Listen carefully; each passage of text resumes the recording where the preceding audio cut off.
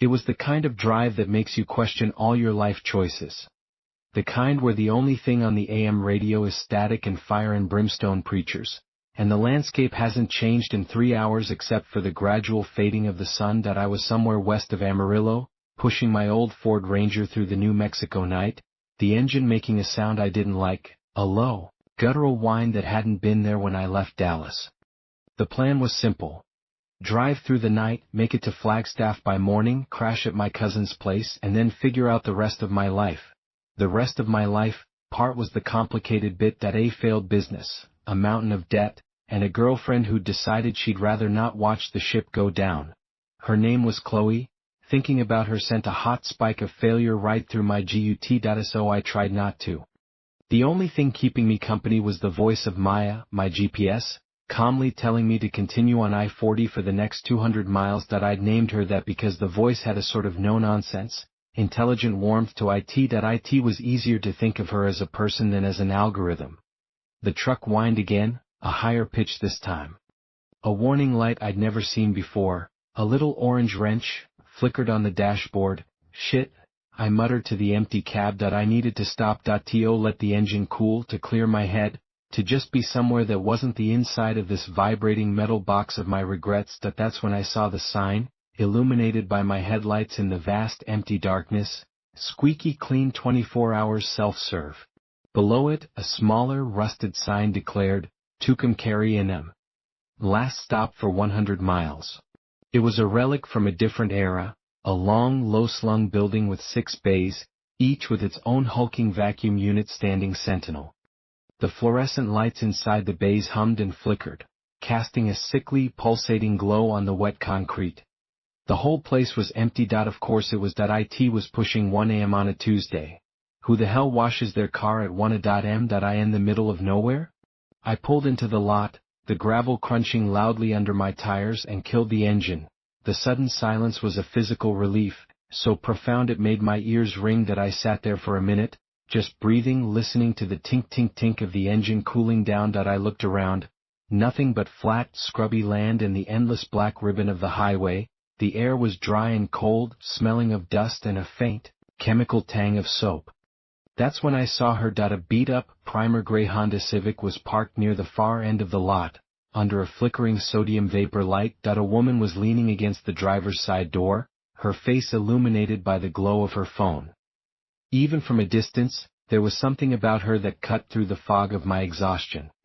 I got out, my joints cracking, and pretended to check my tires while I stole glances. She was tall, with long legs encased in tight, faded jeans that hugged her hips in a way that made my throat feel dry.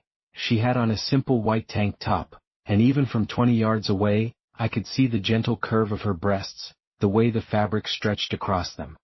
Her hair was a dark, messy bun from which a few strands had escaped, framing a face with sharp cheekbones and a full mouth. She looked up from her phone, her eyes scanning the darkness, and for a second they met mine. They were a startlingly light shade, maybe blue or green, impossible to tell in the weird light. She didn't smile, just gave a slow, appraising look before turning back to her screen. My heart did a stupid little thump. Here I was, a broke, directionless mess, and my brain's first instinct was to notice the sway of her hips as she shifted her weight. It was pathetic, but also a welcome distraction from the orange wrench on my dashboard and the echoing silence in my head. I felt a low, familiar heat in my belly. A desire to talk to her, to hear her voice, to have a moment of human connection that wasn't about bankruptcy or betrayal. I decided to play it cool. I walked over to the payment machine, fed a $5 bill into its slot, and got a few minutes of time on Bay 3. I grabbed the high-pressure wand, the hose heavy and stiff in my hand, and started spraying down the Ranger. The water was ice cold, and the noise was deafening, a roaring white noise that filled the empty night. I was so focused on blasting a year's worth of Texas grime off the bumper that I didn't hear him approach. Evening. The voice was quiet, raspy, like stones grinding together. It came from right behind me. I jumped, fumbling the wand, and a jet of water shot across my legs, soaking my jeans. I turned around, my heart hammering. He was an old man, or at least he looked old. It was hard to tell. His face was a roadmap of deep wrinkles, tanned to the color of old leather. He was thin, almost gaunt, dressed in a pair of clean but worn blue coveralls, His eyes were what held me. They were a pale, milky blue, and they didn't seem to focus on me so much as look through me. "Sorry," I said, my voice tighter than I intended. "You startled me." He didn't acknowledge the apology. That he just stood there, his hands hanging limp at his sides. That he smelled faintly of bleach and ozone. "Car trouble?" he asked. His gaze drifted past me to my truck. Maybe, overheating I think, just needed to stop." He nodded slowly, a gesture that seemed to require great effort. "Smart? This stretch of road, it's hard on machines and on people." There was an odd weight to his words. That I glanced over his shoulder towards the woman by the Civic. She was watching us now, her arms crossed over her chest. That I saw the way the position pushed her breasts up, the smooth skin of her cleavage visible above the neckline of her tank top. The sight was a stark, vibrant contrast to the unsettling presence of this old man. My eyes lingered for a second too long on the delicate line of her collarbone. "I'm just gonna finish up here," I said, turning back to the truck, wanting to end the conversation. But he didn't leave. That he just stood there, watching me rinse the soap off. The silence stretched, broken only by the hiss of the water. It was a heavy silence, oppressive. "You know," he said, his raspy voice cutting through the noise, "they say every car that gets washed here after midnight comes out clean, spotless." I shrugged, keeping my back to him. "That's the general idea, yeah. But they also come out with something else," he continued as if I hadn't spoken. "A little piece of the past. A photograph." I finally turned to look at him again. "A photograph?" "A childhood picture. Tucked under the wiper. Never your own, always someone else's memory." He said it with a flat, matter-of-fact tone that was more chilling than any spooky voice could have been. I forced a laugh. It sounded brittle. "Right, okay. Well, that's a new one." He didn't smile. His milky eyes just held mine. "It's not a story. It's what happens." My time on the meter ran out with a loud clunk. The water died abruptly. The sudden return of quiet was jarring. "I've got to get going," I said, starting to recoil the hose. My hands were trembling slightly. The old man just nodded once more. "Be careful on the road." Then he turned and walked away, not towards the building or a car, but just off into the darkness beyond the circle of lights, his figure swallowed by the night. I stood there for a moment, the wet hose in my hands, feeling a cold dread that had nothing to do with the water. What the hell was that? A local crank? A meth head? I shook my head, trying to dismiss it. Just weirdness. Road weirdness. I walked back to my truck, pulling a rag from the cab to wipe down the windows. As I leaned over the hood to reach the windshield, my eyes drifted back to the woman. She was still there, but she had moved. She was now sitting on the hood of her Civic, her long legs stretched out, one foot gently kicking the air. She had taken her hair down, and it fell around her shoulders in dark waves. She was looking right at me. She smiled this time. A small, tentative smile. Then she raised her hand and crooked a finger, beckoning me over. The dread from the old man's encounter melted away, replaced by a surge of adrenaline and something else, something warmer and more primal. This was unexpected, and undeniably attractive. I felt a flush of blood, a quickening in my pulse. I dropped the rag and started walking towards her, trying to look casual, trying to ignore the voice in my head that was screaming about serial killers and organ harvesters. "Hey," I said as I got closer. Up close, she was even more striking. Her eyes were a clear sea green. She had a small silver ring in her nose, her lips were full and glossed, and I found myself staring at them, imagining what they would feel like. "Hey yourself," she said. Her voice was lower than I expected, a little husky. That looked like a fun conversation. "The old guy?" "Yeah, he was something. Told me some story about this place giving out free photographs with every wash." Her smile widened. "Oh, you heard the legend." She swung her legs, and I couldn't help but watch the muscles in her calves flex. Her ankles were slender, delicate. She was wearing simple sneakers, no socks, and I could see the pale skin of her Achilles tendon. It was an oddly intimate detail. "Legend?" I asked, leaning against the fender of her car, close to her. I could smell a faint scent of vanilla on her. "Yet it's a Route 66 thing. People talk about it online. The midnight car wash ghost or whatever. They say if you wash your car here after midnight, you get a little souvenir. A photo from your childhood that you've never seen before." I frowned. That's what he said, but he said it's never your own photo, that it's someone else's. She shrugged, a gesture that made the strap of her tank top slip slightly off her shoulder. That I watched it, fascinated by the smooth curve of her bare skin. Whatever, that it's just a story. That my name's Vanessa, by the way. Mark, I said, so you're here to test the legend? She laughed, a rich, genuine sound. God, no. My piece of shit Civic is overheating. That I've been sitting here for an hour waiting for it to cool down. That I saw you pull in. Figured you might be having the same kind of night I am. You could say that, I said, and for a moment, the weight of everything came rushing back. The debt, the failure, the empty passenger seat where Chloe used to sit. That it must have shown on my face. Vanessa's expression softened. Rough night? Rough year, I admitted. She nodded, understanding in her eyes. Tell me about it. I'm driving back to Phoenix from Kansas. My mom's? Well, let's just say it didn't go well. She looked away, out at the dark highway. The silence that fell between us was different this time. Comfortable. Shared. That I found myself telling her things. Not everything, but more than I'd told anyone in months.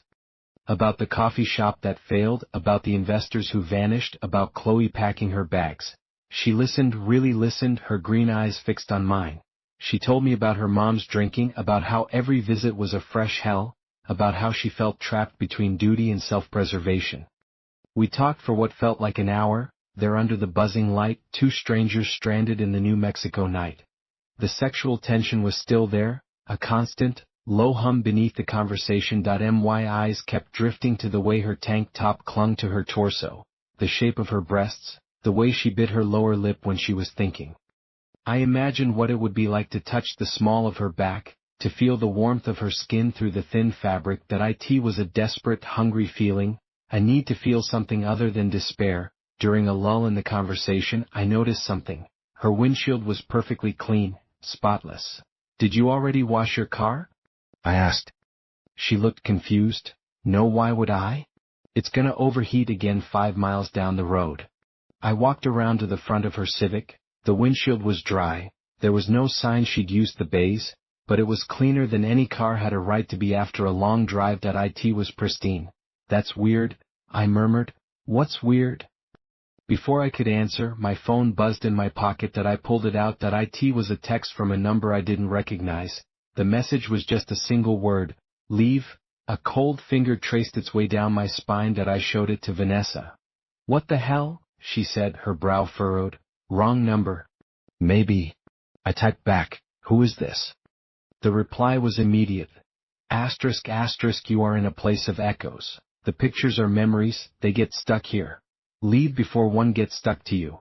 Asterisk asterisk, I felt the blood drain from my face. I looked around the empty lot. Nothing, just the humming lights and the vast, silent darkness.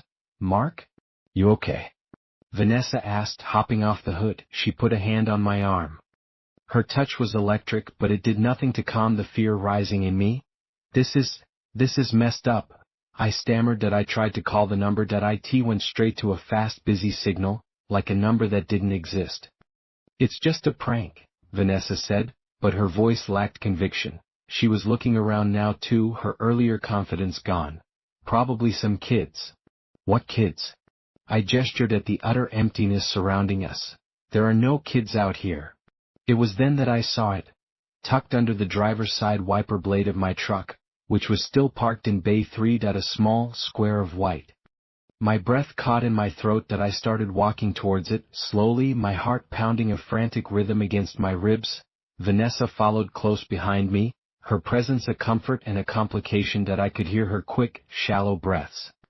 As I got closer, I could see it was a photograph. A old, faded color print with the white, deckled edges popular in the 70s or 80s. I reached out a trembling hand and pulled it free from the wiper blade. It showed a backyard. A plastic wading pool. A little boy, maybe 3 or 4 years old, sitting in the pool, laughing. He had blonde hair and a gap-toothed smile. He was holding a red toy boat. I had never seen this boy before in my life. But that wasn't the worst part.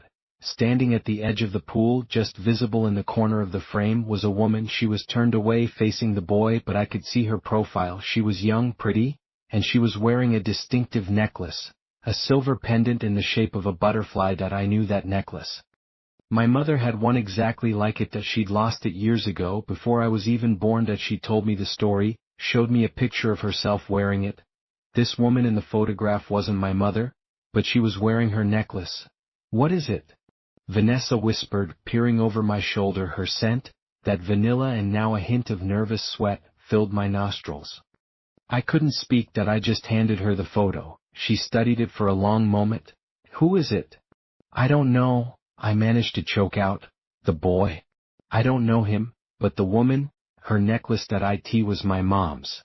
Vanessa's eyes widened. That's impossible. I know. My mind was racing, trying to find a logical explanation, that a coincidence, that a trick. The old man must have put it there, but how could he know about my mother's necklace? A necklace that hadn't been seen in over 30 years? I looked at my truck that it was dry, that I hadn't even dried it off.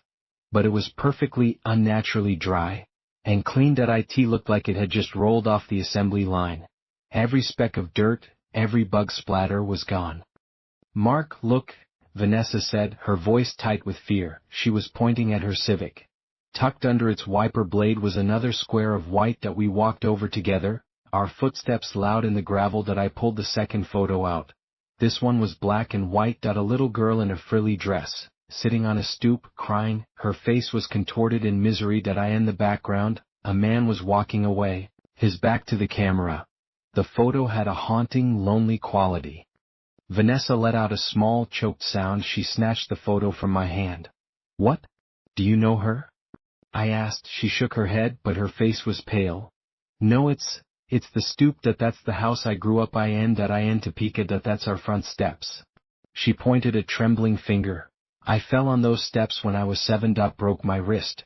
But this girl isn't me.